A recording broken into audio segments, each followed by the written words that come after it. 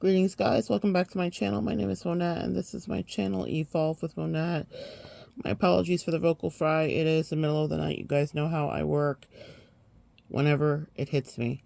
So, I finished up with clients late tonight, and one of the last clients that I had a question about how not to give up on love coming in. And I really thought about that. Usually, I'm a fountain of optimism regarding love. But if you're an empath, maybe a practitioner, pardon me, guys, let me get a sip of water. If you're an empath, maybe a practitioner, if you have work, if you're a speaker, if you're a spiritual person in any right, protecting your energy is paramount, meaning it's incredibly important. What I have decided, the best advice I can give is from my own personal experiences, is to allow new connections or loves or soulmates, whatever you're looking for, to come in, but let them be assigned to you. It doesn't mean you won't be tested in them. It doesn't mean you won't be asked to assess the integrity of a person, because in every connection you will be asked to assess that. Your integrity will be assessed by another person, or your honesty, or your ability to be in a connection, be emotionally faithful, be whatever the other person is needing. The beautiful thing about our human condition and experience is that we all have varying degrees of needs, and we all have different ways that we can get that facilitated. I'm being called to pull a card here and see what the message is, and a couple have popped out. One popped out, actually. It's the Eight of Cups, walking away. This is probably the most powerful thing that and literally underneath the deck, bottom of the deck, the Devil. This is the most powerful thing that I can tell you about regarding protecting your energy. I can't make it up. It literally, I wish you guys could have seen it. It flew out as I shuffled. I have my cards here next to me. I have cards everywhere. So there are cards at the ready at all times.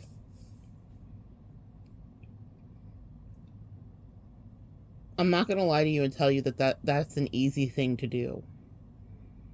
This isn't one of those messages where the channel's just pouring through. This is real advice pulled from places that aren't easy.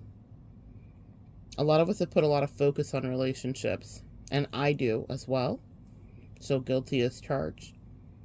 But the thing that I've really come to terms with in the last few years is that you have to be fully charged to be in a relationship, because there's reciprocity and expectations and a give and take. Specifically for my romantic connections, guys, when you're seeking that, you have to know what that person needs from you, or what they stand to gain, what you stand to gain from them, what you need from them. And you have to weigh that against whatever pain may happen, or love may happen, or goodness, or edification. I'm not going to lie to you and tell you that any relationship doesn't have a cost. But if you're not getting what you need from it, it's not just to be flippant and rude and tell them to get lost, but maybe you get lost. One of the things I noticed about myself as a healer is that I pour so much into my partners. And I spent 20 years in a really toxic, unhealthy connection, edifying and pouring into someone who thought that they were like big poppin' shit, right? Not the whole time did they think that. They were actually quite depressed and pathetic a lot of the time, evoking Eeyore in so many ways, as covert narcissists will do. That's textbook now. Ironically, I was picking it out years before anybody had written about it. But these ideas that float around in our collective, these shared ideas and thoughts that we have about the nuances of mental health, happen in streams of consciousness. And it's because it's ready to be brought out and discovered. So in any case, I can't be the first person that thought about New York, because clearly it's now written about. But I spent a lot of time pouring energy into someone who used my energy for clout, and then was very easy to devalue and discard. You know what narcissists are about. A lot of you guys have been in that situation.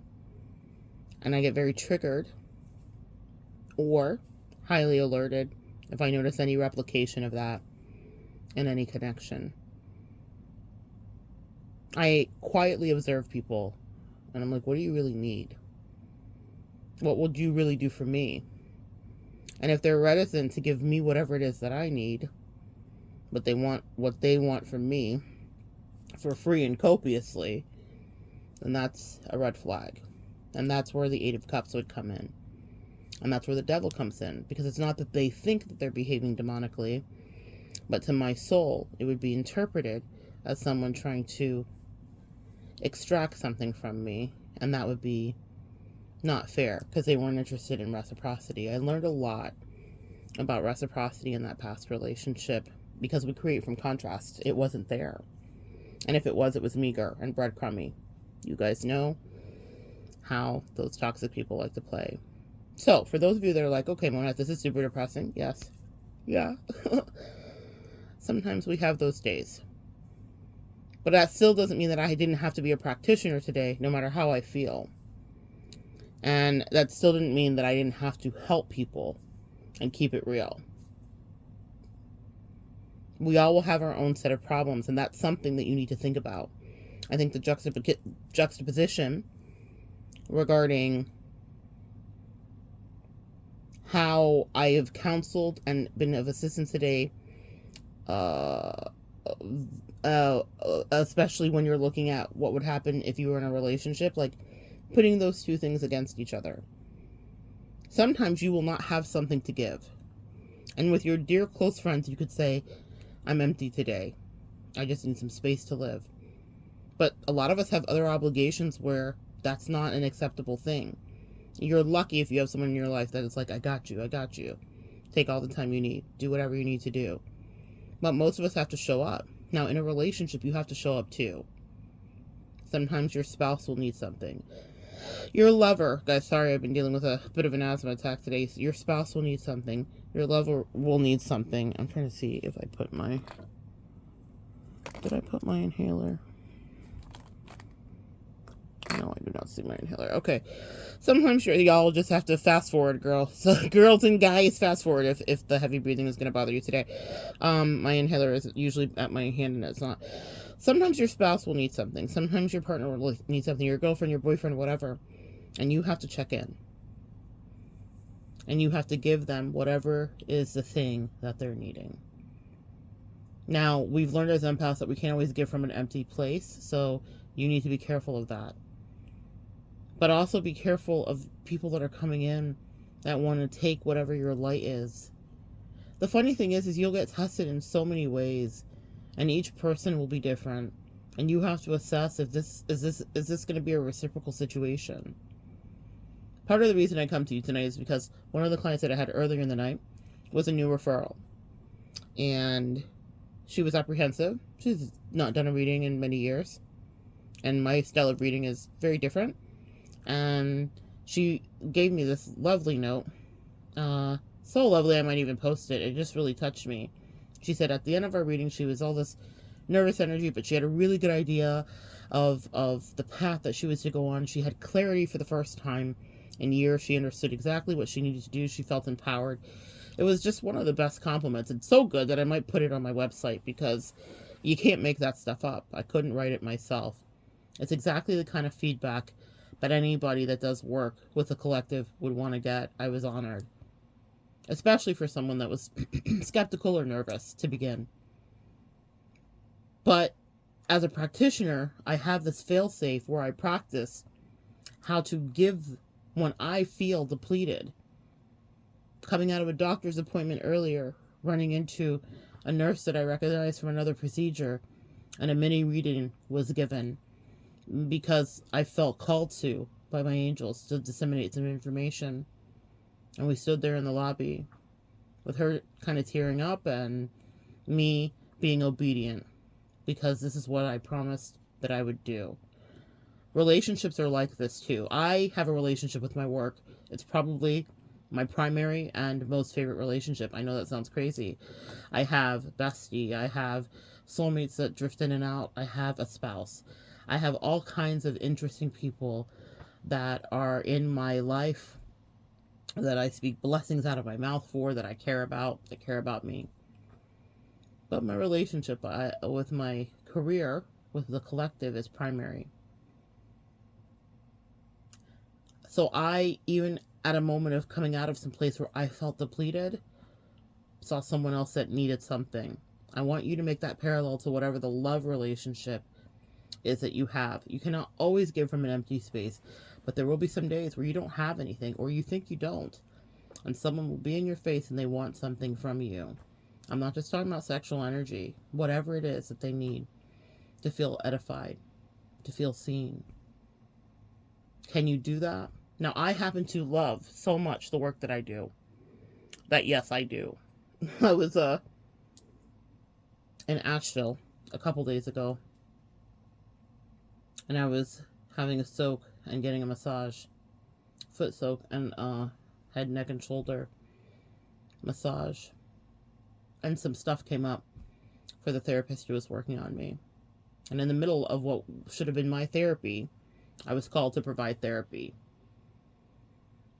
It's an interesting place that I found myself. And my bestie and her daughter went in after, and the lady talked about the reading that had happened and talked about some of the things that were downloaded. I talked about whales, and she said she never heard whales in the music, the therapy music that's playing in the background, and then she heard that. Some things that were on her vision board were channeled to me to speak to her about. We high-fived when it came out of my mouth. It was a fantastic moment. But there she is massaging me, but I was called to give therapy.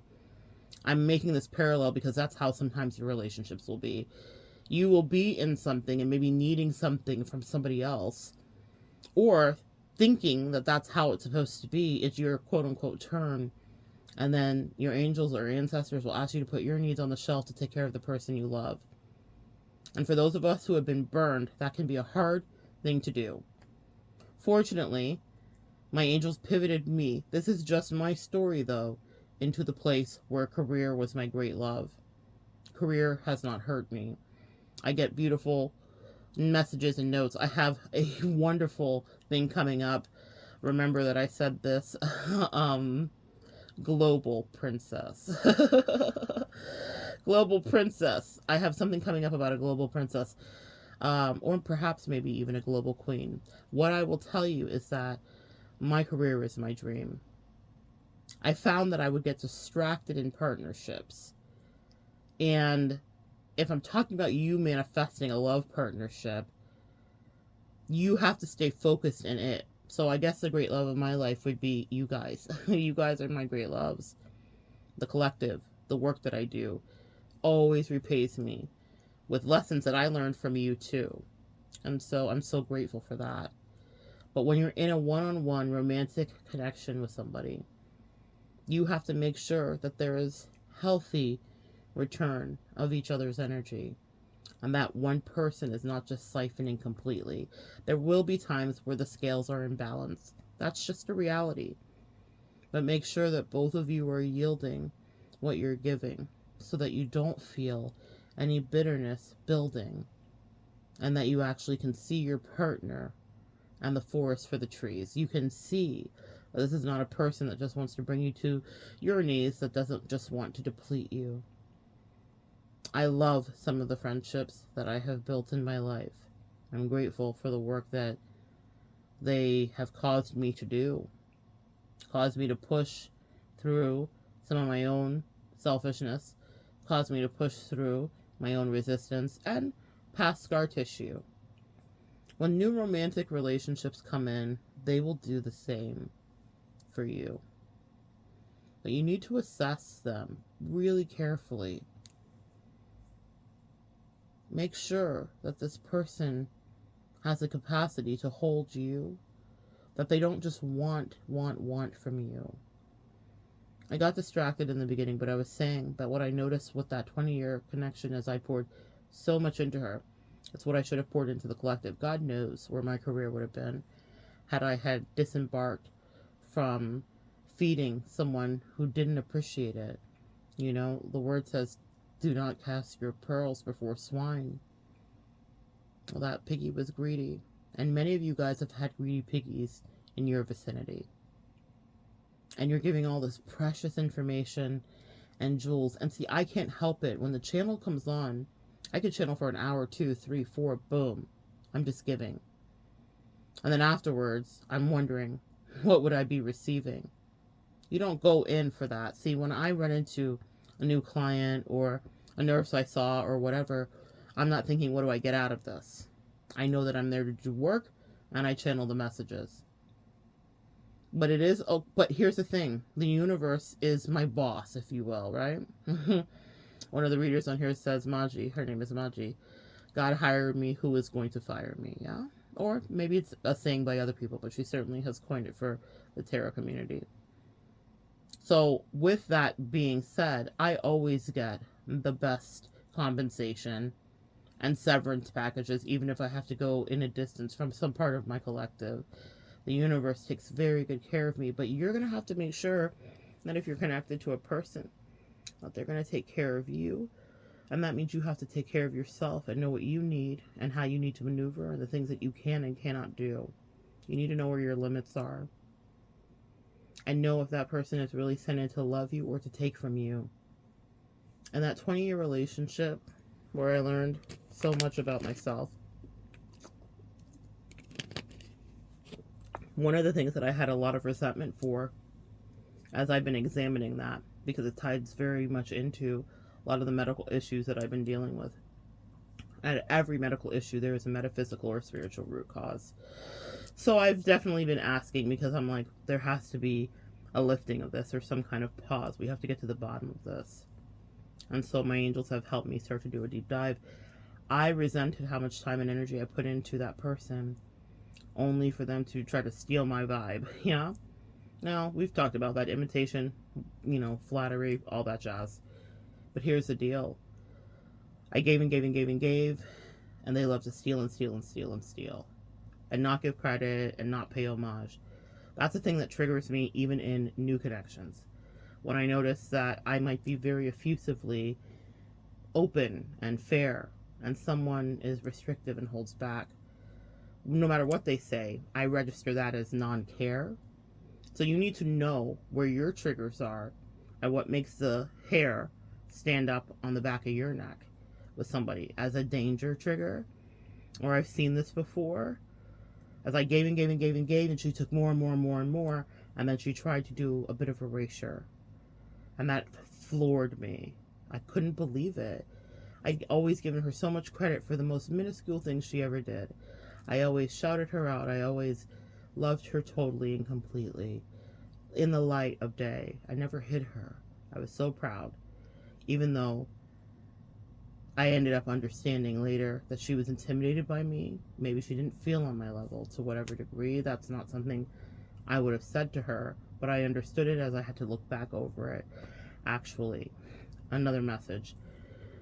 It is important to seek out people that are equally yoked with you spiritually. It's not something that you're going to learn immediately. Some of you guys have asked me, how do I vet? It's a different process for each person that you get. But it takes a little bit longer than you think. And it doesn't have to take years. But you need to see what's under the sink, under the covers, under the trunk, under the hood. You need to know if the engine that you're getting is good. None of us are perfect. All of us have some mileage, yeah. Maybe need a few tune-ups, some spark plugs changed. Need an oil change, need some new coolant added. We all have had some miles on our emotional baggage, yeah? But you need to know if that person can do the same thing as you. One of the messages that my angels gave me is not to ever lose myself in a relationship with someone that's the new, magical baby or infatuation or whatever. Because they showed me what I did. And I read the letters from you guys, and I see the work that you do too, as you're trying to extract yourself and get healthier, and you think, I will never want a new boo. But that's a lie. The lie detector says that's a lie. We all want a new boo. Or we all want a new thing. Or we all don't want a new connection. Whatever it is for you. Romantic, platonic, whatever, right? So if you're on this channel, I promise you, you care about connection in a way that's similar to me, because like attracts like regarding our energy. It may not be that you have the same idea. You might be in a full partnership. You might have been married for years and years, but craving connection is something that you have. So that could be other soulmates or whatever the case may be. But be honest about what you crave in your energy, because you have to tell the truth to you first. That's another thing I want to caution you to look out for, is someone who's able to be honest with themselves. Because often when I have watched stuff fall apart as I'm counseling or in my own life with new connections, it's people that are lying to themselves. Or even in that 20-year one, someone lying to themselves about what they really felt about me because it was inconvenient, or because they didn't want anybody else to see, whatever that may mean for them. So whenever I see that replicated, I pay attention personally. We all have patterns in our life, and that's one of the things that I'm highly attuned to, and it's what helps me help you when we do our work. I'm picking out patterns in your life where you forgot your worth, or where someone took advantage of you, or where you missed some signs about the way that people would treat you and how that connected back to childhood. The readings are the readings because we dive deep. We don't just stay on the surface, because the secrets keep under the surface. So pay attention to the patterns of the way that people show up for you. And in that 20-year connection, I realized that we weren't equally yoked. I poured a lot of energy into that person, and they were so very ungrateful. Not just did they copy, steal, and paste and all the rest of it, right? But that's one of my little pet peeves, Leo life. Ingratitude. And I notice it in slight ways, yeah? It may not be like, someone may be like, well, I said da-da-da-da-da, but the demonstration of the action in a larger way is usually where they say what they really want to say, or they're not saying what they really want to say. And I notice all of that, and it breaks my heart. So you come to me for romantic advice, and it doesn't sound like it's too happy at this time, but I think it's practical. Love is there. People do love you. There are people in escrow waiting to come into your life. There are people in the atmosphere waiting to come in. I promise you. But you have work to do on your end about how much you give yourself away, how much you make yourself available if someone is not going to make themselves available in the way that you need. There's nothing to be bitter about, and that's how I have stopped, or I have helped to cauterize my own internal emotional bleeds. Because I realized that a lot of the things that happen, I allowed to happen, or I turned a blind eye when I noticed things were happening or weren't happening. So you need to ask yourself that. Does someone tell themselves the truth? Are they lying to you? Are they lying to themselves? Are you lying to you? Because getting into real connection takes work. But it's something that you can do. But don't pour energy into someone who's not pouring energy back into you. And I mean exactly the way you want it. We all have needs that we need met. And there are payoffs. There are certain relationships in my life that I can think of right now where I don't get back what I want, but I do get loved in other ways from that connection. So it makes it worthwhile for me. There are areas and deficits that I can outsource and I can fix and I can heal through connection, because that's the big secret that a lot of all these relationship gurus aren't telling you, is that you heal in a healthy connection that will stand by you. A lot of us are like, no, just hermit, just be single. That's our reaction to pain and suffering and betrayal. And it happens. And it's a part of the process. But the real healing happens when you are in union with someone who actually is mirroring back to you healthy and maybe some unhealthy attributes. What I mean by that is helping you to see how to raise your vibration, because they're pointing out things, or you're pointing out things, but you both feel safe to each other. That takes work. It's not immediate. Okay? But it can happen with lovers, but it takes work. You may not want to do the work. You may be exhausted, but eventually, as you know your worth, you'll trust yourself to do the work. And you'll also trust when any defectors, deceptors, decepticons, dualities, duplicities, words, right? When anybody that comes in that wants to bring you to your knees and they don't want to really engage in reciprocity, you'll know that too. And it won't take as long as you think. You'll be able to tell if they're your boo or not. I want you to be grateful for some of the things that felt so terrible that happened to you. Sounds nuts, right? But I've been channeling a message all day today for the last couple days. Betrayal, divine intervention, same. Maybe I'll make another video as I've been directed to do. Same. If someone exhibited some level of duality, duplicity, be grateful that you found out when you did, whatever it was, because would you want to put another 10 years in?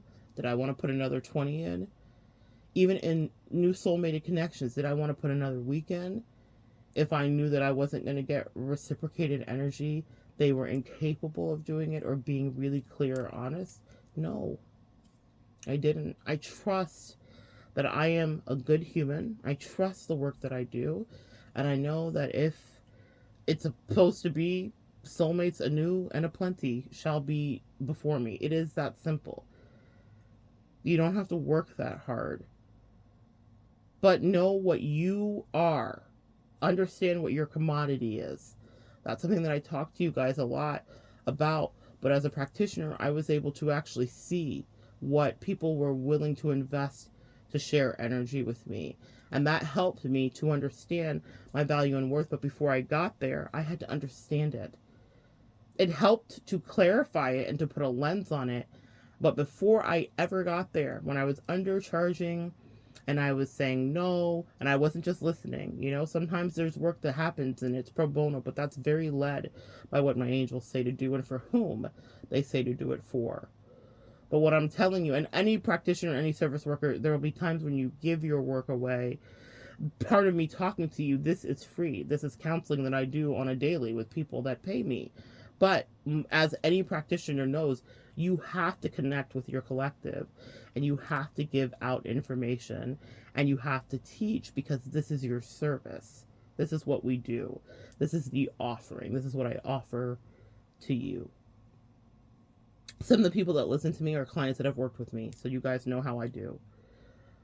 But what I'm going to tell you is when you're in these connections, make sure that you're getting something out of it for you.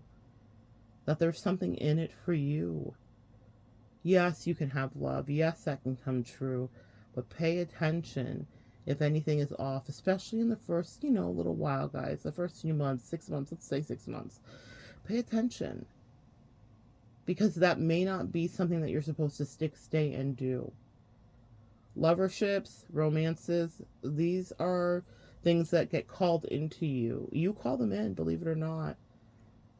So when you're out of your hermit mode and when you're ready to thaw and you're ready to be back into the world and be shimmering in the sun, then call in new loves because fun can be had again.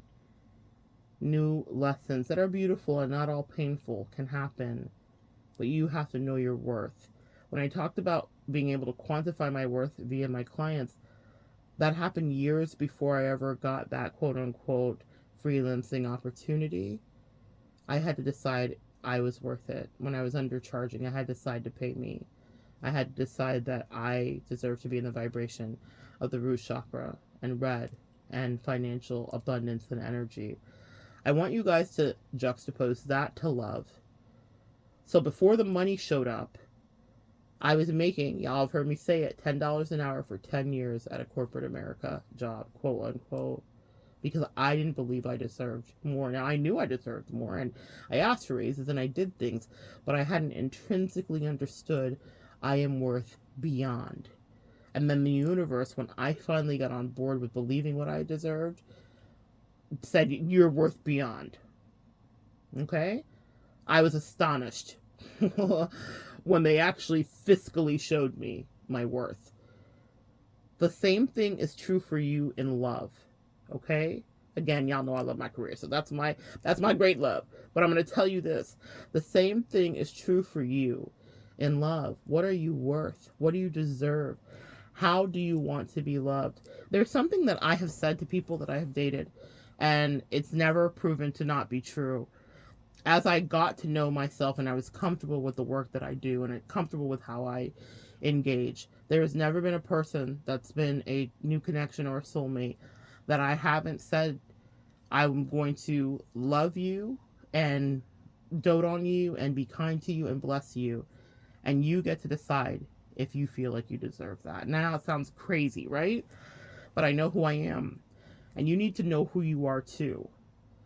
I have said to them to some degree, maybe not verbatim in those exact words, but I'm going to treat you really well. I'm going to treat you probably better than you've ever been treated. And you get to decide if that's comfortable for you or if you want to yeet it. You know the word yeet? Y-E-E-T, which is to like throw quickly and forcefully away from you. Some of us, because of our level of trauma, will say we want something, and a lot of us will call in a lot of things, and people specifically will call them in, will want, covet, say, I want this kind of love, I want to be treated a certain kind of way, but we're familiar with pain. Who am I talking to? We're familiar with mistreatment. We're familiar with not being treated that well. And so we get whatever it is. Like, I've had girls call me, I finally have the good guy and I'm so bored, bloody hell. They're so bored with the good guy. Or a guy call me, oh, I finally got the good girl I wanted and she's so boring to me. And they're pining over their ex that was batshit crazy. Can any of you guys relate? This is a human condition. There's even a scale that rates the level of crazy versus the level of hotness. So people will throw away nurturing love that is maybe a fairy tale because it's comfortable. I think specifically of that 20-year connection and how I treated that person and how they may have had some ideas about me and things they didn't like, because that's fair and that's life. But I know what they got after was so much worse than what they ever thought I did or what they ever thought they deserved. But the truth was in what they chose. They chose lower vibration. They chose derelict energy because that's really what they were comfortable with. Now, everybody chooses differently. So that's why I want you to get your worth up. Before I started getting paid properly, and then I could ask for what I wanted, and then I could work for me, I decided while I was still making $10 an hour, that my worth was much more than that actually. And then the universe said, and so it is, and it met me. The universe is always opening doors and opening stairways and opening passageways and pathways to get you to where you are and where you want to be, as long as you decide that it is your truth first, quietly. So in a relationship, when you guys are manifesting these, and you're like, I want Prince Charming, I want the good guy, then don't be on your knees being like pining away for the person that treated you like shit. I have dated people and watched them unravel it. Even if it wasn't an ideal situation, it doesn't mean that I'm always someone's ideal, okay? So let's be clear about that. You may not always be someone's ideal. But when I speak those words, I speak them as a channel, not just as a patent stamp for everybody. But to some degree, when I found myself and I knew my power and I knew what I offered, I would say it because it was the truth actually. I knew it. We will revert back to what is comfortable for us. So don't go asking for Mr. or Mrs. Prince this or that if in God you do not trust and you actually want to go back to wherever you were at, which was not healthy for you or which caused you emotional bruising or actual or you name it. We will always choose what we feel like we deserve and what our level and worth is. And people can hear that statement and think, God, Mona, that's awfully arrogant. I just know how I love. An empath, you need to know how you love too. I know that I put up and I do everything I say I'm going to do. My follow through, my attempt, my energy, and my effort is impeccable. Bestie and I joke. She's like, you're a really good girlfriend. I am. Though our relationship is completely platonic, she's seen me operate in our lifespan in that capacity. She knows exactly how I treat the people that I spend time with in that way, and she understands that what I do, I say, and what I say, I do. But that's just an observation from a bestie. She could be biased too, but she's not. I know who I am. So here's my thing, guys. Know what you're manifesting, whether it be woman or man, and know if you feel like you deserve what they're going to bring to you. because a lot of you guys are about to get into relationships where you actually bring in the thing that you want. And I have watched people like 20-year connection unravel exactly what she wanted and got, to go back to what was the most comfortable, low vibrational, gutter snipe, water meets its own level thing. Because that was truly where her heart was at. That was the love, whatever, quote unquote, that she wanted to bring in. It's where she was comfortable. She didn't know what to do with all my good, juicy energy. It was unfamiliar. It felt maybe even smothering to her. So I want you to think about that in some of the connections you've been in where you've loved them and been kind to them and blessed them, maybe doted on them and given to them, and they were like, and then they went to something else. I have seen, I have dated, I have been in these situations, I have counseled you guys through these situations where I could watch somebody and know, man, good luck to whatever's next, because I know whatever my client was giving, I know whatever I was giving, I know that it wouldn't be a thank you next. They might actually miss you as their ex. Okay? A lot of you guys get in your head about that.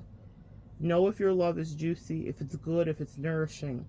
And to the person that has done their own work, it will not ever be smothering. If someone runs from you or sabotages or is not honest with you or is finding weird fault or picking you apart, guys, it's that message. Betrayal, divine intervention, same. Even if they didn't betray you and they didn't cheat and it wasn't some big knock up and drama, if they have any level of duplicity within them and they're not honest about it, they might be more comfortable with the struggle. Guys, I'm not just saying it from like the mouth. I was that person. I remember dating somebody years ago, and we had an open relationship. And you guys have heard me talk about him before, Captain Jan. I always pay homage. He was my most favorite, beautiful soulmate, my most incredible lesson of love. But I was dating women, and I was dating him, and at the time, and he knew. He had his own situation too, and he knew. But he didn't like this one girl that I was dating. And I was just head over heels because she was, when I say head over heels, I was infatuated with the idea because she was in alignment with the level of toxicity that I was used to. Message, y'all hear what I'm saying? So I'm dating this person, but he was wise. He was a wise sage. He was much older than me. He was almost in a mentor capacity. And so he would kind of rib me a little bit, meaning joke with me. And I remember being out to dinner with my then bestie many years ago, and we were all at sushi, and he was kind of doing like a roast of me at the table because the person, we'll call them Daddy. It was a woman, but we'll call them Daddy, and that was really what she called herself. But Daddy was just so beneath, like, me as far as Jan could see. I know that sounds crazy, but it is what it is. He was like, why are you dating this person? This is the slum and the dregs of society. And I was like, blah, blah, blah, blah, blah. She trafficked in alpha masculinity. At the time, it was my jam. I was in my 20s, yada, yada, yada. All that stuff. Daddy issues. We're working through it, right? We've worked through it. I've got through it. But at the time, 20 years ago, God, 20 years ago. I can't believe that was 20 years ago. At the time, 20 years ago, I was super in to that energy. Now, I had this man who was beautiful, nurturing, and doting on me with a complicated situation, but he treated me beautifully, meaning if there could be an archetype for our situation and it could go any better, I don't think that it could. I was treated exquisitely, for the most part. Certainly there were some parts that weren't always good, but I'm going to tell you, it went as well as it could. Let's just say that. But he was observing me, and he was a friend to me too. And he was like, what are you doing? And I remember him roasting me over that sushi. And the sushi was cold, but the roasts were hot. And he made the clear point. He was like even where this person lives, like, he followed me. This is not good behavior because, little toxicity, we all traffic in it. But he followed me one night, and I didn't know. He followed me because he wanted to see where this person lived that I was like so obsessed with, because I was very open about the fact that I was seeing both of them as per were our agreements and negotiations in the preliminary stages of our relationship. You guys, I really believe in negotiations and healthy conversations about stuff like that. I learned from the best. So in any case, we had talked about it, but he still felt away because, the new sparkly thing always gets more attention, and he could feel that energy shift, and he was like, who is this? And I needed my own time to wake up to the epiphany that she was shit. But I also needed my own time to wake up to the epiphany that I had called it in, and that it didn't feel good to me. It took me no time, probably 2 months, to understand that I didn't like the connection. I didn't like her, that she was dishonest, that she was an opportunist, that she was a user, that she was a negger. You guys know what a negger is. Oh, that sounded terrible.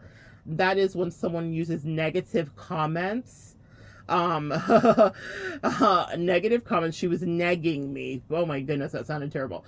She was negging me. I don't even say that word in my own personal reality. She was negging me, meaning she was starting to be disparaging to me and start to talk down to me because she wanted to take me off of quote unquote my high horse. I remember wrapping up a gift for a birthday party that I was going to, and I spent a lot of time on it. I'm big on gifts and gifting. That's one of my top 2 primary love languages, words of affirmation and gifts. And so I was big on that. So I spent a lot of time, and I was like hand tying it with tulle and with raffia and the whole thing. And I remember her being like, why are you even wasting all this time on this thing? Da, da, da, da, da. She didn't even know the people. It was like a really fancy kind of like mansion party. She had no idea where I was going. That is not her life. She literally lived in the hood, in the ghetto. And so she was just being mean. These were things he didn't even know. But I remember starting to assess that this is not a place where I could grow. She was an actual energy vampire. She was a Scorpio. It was a lot. Okay? So it was a lot. It was a lot. It was a lot. Like, she would tell me about, like, being ugly to me while I was sleeping because she wanted to steal my energy. She was spiritual, because I always have spiritual beings, but low vibrational beings can also be spiritual. So the point is, I was in this really toxic connection with an abusive person, and I was so infatuated because that was the level of toxicity that I was used to. I was used to people not being kind to me, and it starting out beautifully, and them really liking me, and them starting to immediately turn into a turd with me, right? But without Jan even knowing the fullness of the story, he loved me. And as a mentor, he was like, what are you doing? He could see her effect on me, even though I couldn't fully understand it, because he'd lived a life. So he'd seen and had some experience with that. And he called it right. But it was not something that I could see because I had not lived enough life. And it wasn't until I started to actually see it within the 2 months that it took me, 2 to 3 months. And there were other women showing up and knocking on the door. And sometimes I would be the woman inside, and sometimes I'd be the woman outside. A hot mess, y'all. None of us are perfect, y'all. I'm not just counseling you like I've figured it all out. No, I was wild and also drugged too while I lived in the South, okay?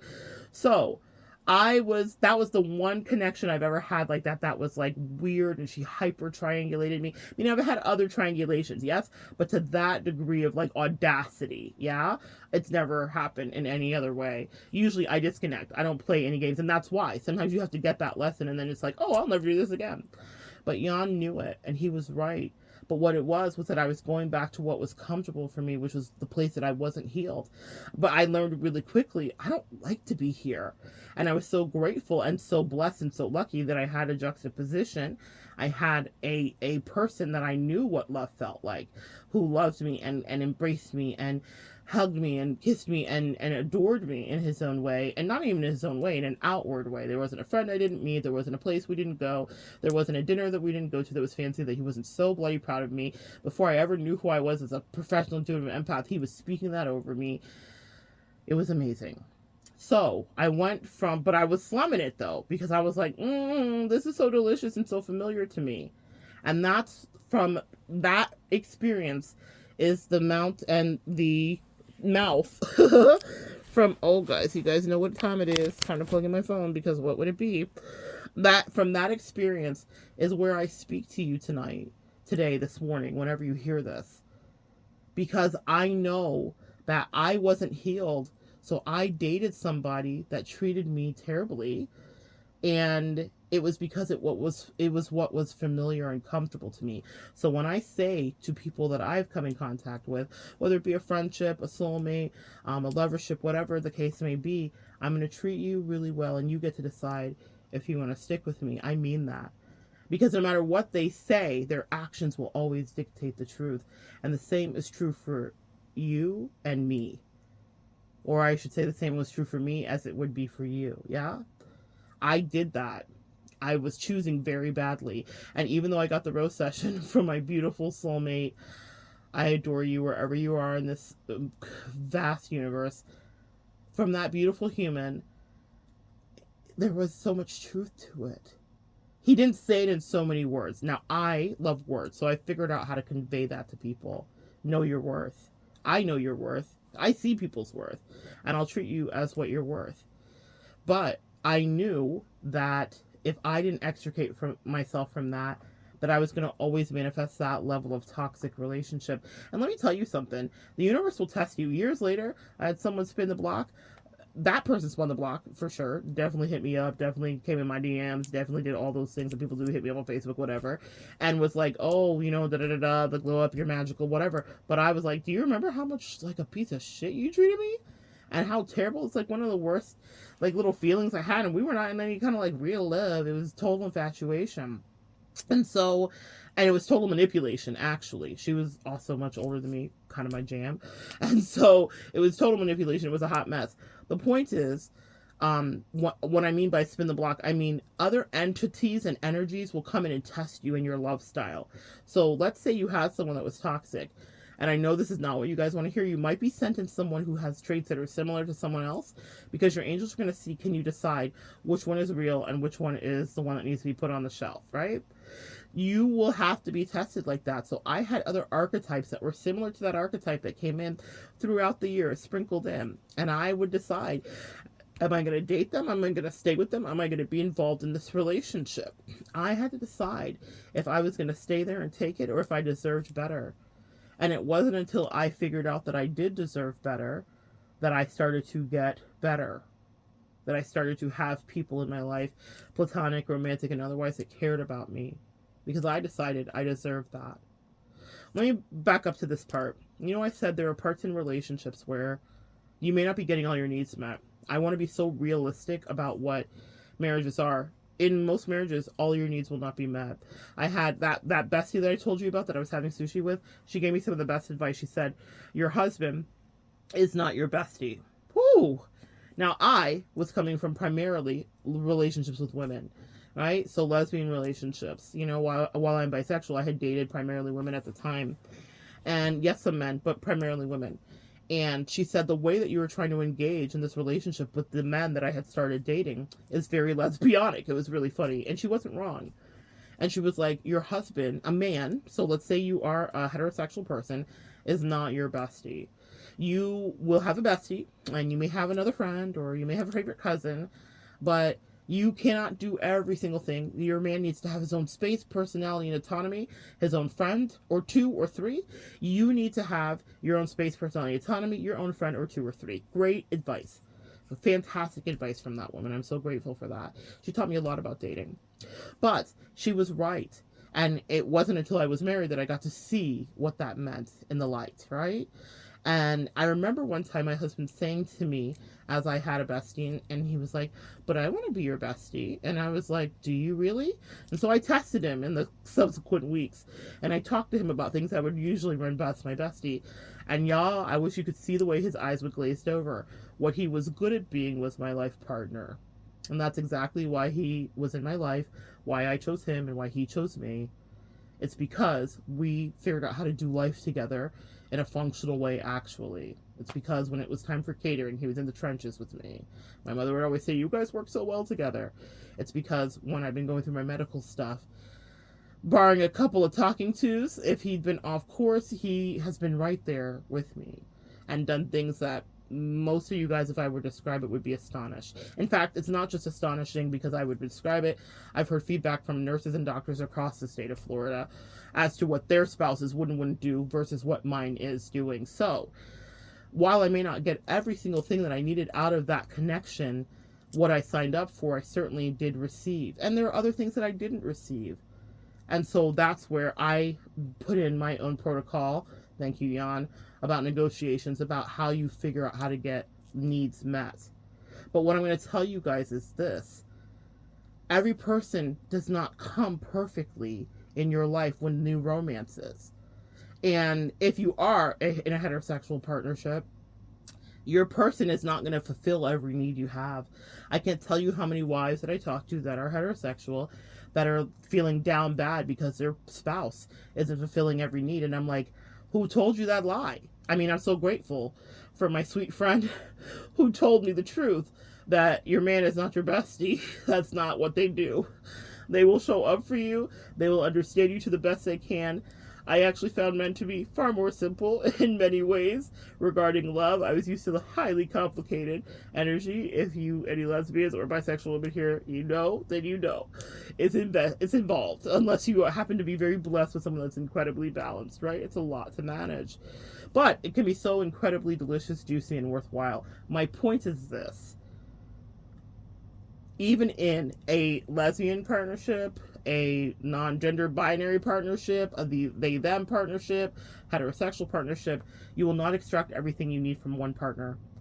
Meaning all of your needs will not be filled, and it's a heavy thing to put on them. So maybe that's something here, I'm channeling that for somebody, because it's something I've already worked out in my own life and reality. Maybe someone here needs to hear that.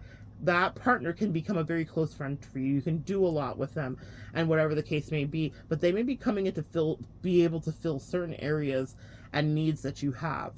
And you may outsource to a certain degree, or you may need a balanced bestie, or you may need a good coworker friend, or whatever, right? However you get your needs met.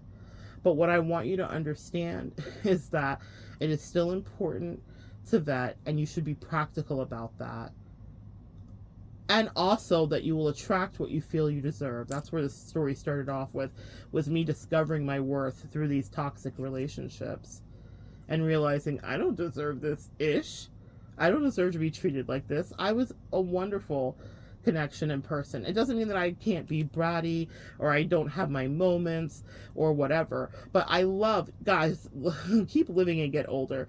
For my 20-something-year-olds here listening, my global queen, if you're listening, for you guys that are listening, gosh, I love your age. I love your brashness and your confidence, but I feel so comfortable in my skin. I can't even imagine how I'll feel in 20 years because I am so sure about the love that I gave and the love that I deserve. I don't wrestle with myself about it. I'm not still trying to find validation. I'm very comfortable with who I am in so many ways. Yes, we all have insecurities from day to day, but when you go into a relationship being very comfortable with who you are and what you deserve, it doesn't mean that things won't evolve for you. What I wanted in the beginning of my marriage is not necessarily what I may want today, because we all grow and change, right? But it means that I understand who I am, and I feel very grounded and unapologetic about that. For those of you that are getting into new dating situations, you need to be so comfortable with you, because if someone pushes your buttons or they try to push your boundaries, that's something they can't do. 20-something-year-old me did definitely have boundaries pushed, did definitely date people that were beneath me. When I say beneath me, I didn't know they were beneath me because I thought that we were equally yoked, but I wasn't assessing it properly because I hadn't lived life long enough and I hadn't been, kind of like jerked around long enough to understand. So as I developed my self-esteem, when daddy spun the block and was like, hey girl, hey, I was like, you were basura. Even with guys that spun the block that were like, hey girl, hey, I was like, do you realize what happened in our connection? And people would always be so shocked when I would tell them the truth of how they were. I mean, what do they say? You will always be the villain in somebody's story. Even I am the villain in somebody's story. I'm sure. I can think of one ex specifically that was like, I'm so through with you. But that's because I was trifling too. We all have our moments, guys, right? So what I'm going to say is that when you get into this new relationship or you manifest whatever it is, be so sure about who you are so that you don't tolerate people's bullshit. You know what I mean? It's just that simple. You don't have to be fearful of the new relationship or the fact that you want love again. Don't judge yourself for that. It is a human emotion, and the truth is we heal there. But you have to be real there. And the person you're dealing with has to be real too. And if they're not real with you, to whatever degree you require it, real is no, there's no barometer of that. What does it mean to you? I know what real means to me, and I know when someone's not being real to me, and I don't negotiate with them. Like I say, we don't negotiate with terrorists, even if they're a nice terrorist. I'm like, the lie detector says that's a lie. That's it for me. And then the level of a juicy energy I'm pouring in, I can't do the same amount because I found out about myself. Know this about yourself. When do you tap out?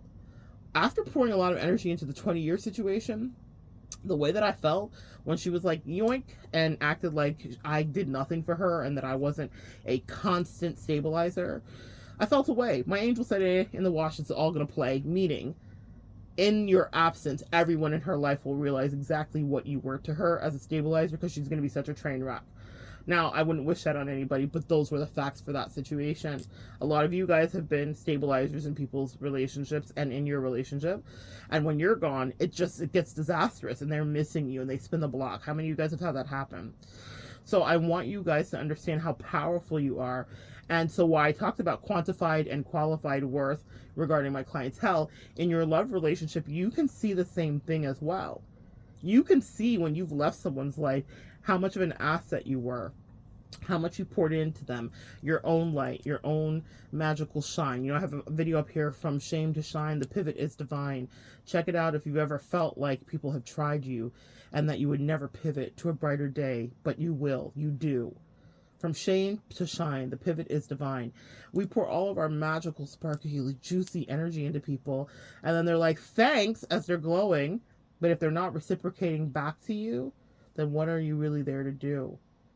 Are you an endless resource, or are you a maple tree that they tap and just take everything from you? You only can stop that. I feel like Smoke is the Bear. Only you can stop forest fires. It's what you will have to do. Do not let someone drain you. Not completely, unless you want to. I'm so down for reciprocity. I have lots to give, but we all need to get what we need to get too. And as empaths, we are afraid of saying that. I am so unapologetic about what I want. Even if I don't get it, there are people in my life to this day that I have spoken about. I need this, this, and this. And that was not what happened. And that's no offense to anybody listening, okay? Because I'm very vocal now with when I feel neglected, because that's the only way that my body will heal. I can't stay. But we figure out ways to navigate it. We figure out ways to work on it. Or I just completely walk away from it if I feel like it's going to be too emotionally taxing for me. But you need to speak. All of us need to speak. As empaths, we're used to taking what we get and being so meek. And I was like, how come I'm always being meek? How come I don't get what I want? How come you can get all of what you want from me that's a healthy payoff for you, but I'm not getting what I need from you? I don't know. I learned from Jan. There's a way to negotiate everything. And the person that actually loves you will negotiate with you. They will meet you where you're at. They will push back where their boundaries are at. They'll say, yes, that works for me, or no, it doesn't. And that's what I want you guys to be pulling into your new destinies regarding love. Is someone that's willing to be honest with themselves, someone that's willing to be honest with you, someone that has their own boundaries just like you do, and someone that's like, you are my mirror and we're going to do this work. I'm signing the soulmate contract. We're going to get to work. I know my worth. You know your worth too. And I'm not going to go back to what was toxically comfortable for me, and neither will you. Remember what I said about that? When I tell people I will love you this well, and you get to decide if you want to look back. It's like Lot's wife. When somebody looks back, they have solidified that. I already know you'll find yourself in a relationship that replicates what you've had before. That's it. Just like I would have found myself in a relationship that replicated what I had had before, had I not woken up. Now, I had a little nudging from my sweet soulmate who ribbed me accurately out of his jealousy. It was what it was. Well, but that's the beautiful thing I loved about him, is we were so honest with each other. We could speak about jealousy. We could speak about all of that. Best relationship I ever had. It was so with a man specifically, and actually with a woman. He was the best relationship I ever had. My friends used to joke, even though he was completely alpha and completely masculine, they were like, the reason you love Jan so much is because it's like you're with a lesbian. He was emotionally available. So that mattered to me. Maybe that matters to you too. Put that on your vision board. If emotional availability is high on your priority list, he was emotionally available. So we talked about our jealousies. We talked about our inconveniences. We talked about our frustrations in so many ways. There were no secrets. And it was just a model of something that can be done. It was so good for me to know that that's possible, because I've infused it in various ways into other relationships. Think about the best relationship you've ever had. Maybe that's your homework for tonight. Think about the best relationship you've ever had, and think about what you learned in it, even if it didn't go the way you wanted to, even if it ended, even if you're not in it still, clearly. But what did you extract? What were your lessons? Because that was soulmated energy. That was someone that came in and you guys had an assignment and they taught you things about yourself that you needed to know so that you could grow and that you could go into other relationships and that you could heal. People don't always stay with you. That is real. I fear for myself, as much as I counsel you guys about love, that I've gotten very comfortable with transient relationships. I'm actually more comfortable with them than I am with the longevity ones. And that's such a 180 for me because longevity was my jam, actually. I keep a couple of longevity ones, bestie, and there's a few others in my life that I've had for years and years and years before even bestie that are still here, and I'm so grateful for their beautiful energy and the way that they love me peacefully. Hello, Ethel. There are so many beautiful people in my life that I'm grateful for, but the soulmated energies felt more transient, and I started to understand that was actually something that I needed to become very comfortable with. You guys may want to pull in a more long-term connection, but that was where I needed to heal. It's topsy-turvy maybe for you. I was hanging on too long to people that wouldn't do me right or that weren't being reciprocal. And so my angels made me very comfortable with releasing things no matter how much I liked it.